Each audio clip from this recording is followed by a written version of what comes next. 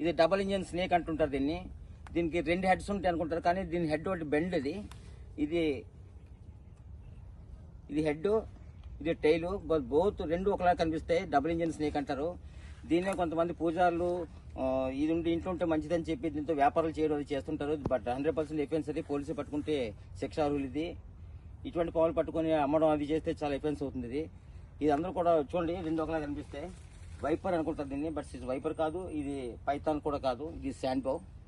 Kindly requesting watch this video releasing this snake. ఇది ఎక్కువ మట్టిలో ఉంటుందండి, శాండ్ బావ్. ఇది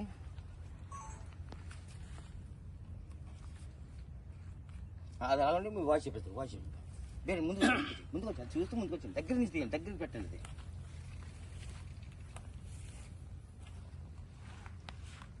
అది మొదలైపోతున్నారు.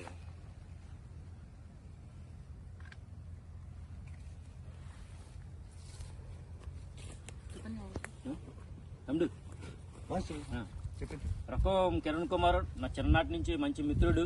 మా చిన్నప్పటి నుంచి పాము ఎక్కడ కనబడినా సరే చాలా దురుసుకెళ్ళి పట్టుకుంటూ దీన్ని మమ్మల్ని అందరినీ ఆశ్చర్యానికి గురి చేస్తుండేవాడు. సో ఇదే ఇలా కొనసాగిస్తూ రాను రాను పాములు పట్టడంలోని ఎంతో నైపుణ్యత సాధించి ఈవేళ స్నేక్ క్యాచర్స్ సొసైటీని స్థాపించి దాని ద్వారా ఆయన నిరంతరం ప్రజలందరికీ అందుబాటులో ఉంటూ ఎక్కడ ఎటువంటి పాములు కనిపించినా సరే సకాలంలో వెళ్లి ఆ పామును చాకచక్యంగా పట్టుకొని అందరికీ రక్షణ కల్పిస్తా ఉన్నారు. ఈవేళ నాకు తెలిసి కిరణ్ కుమార్ సుమారుగా ఈ గడిచిన 22 సంవత్సరాల్లో సుమారుగా వేలాది పాములు పట్టుకొని ఎన్నో రికార్డులను ఎంతో మంది మనల్ని పొందారు. ఈవేళ ఎయిర్పోర్ట్ లో గానీ, పోలీస్ కమిషనర్లో గానీ, లేకపోతే స్టీల్ ప్లాంట్ పరిసర ప్రాంతాల్లో గానీ ఎక్కడ పాము కనిపించినా సరే సమయానికి ఆయన విచ్చేసి ఈ పాములు పట్టుకొని సుదూర ప్రాంతాల్లో విడిచిపెట్టడం జరుగుతూ ఉంది.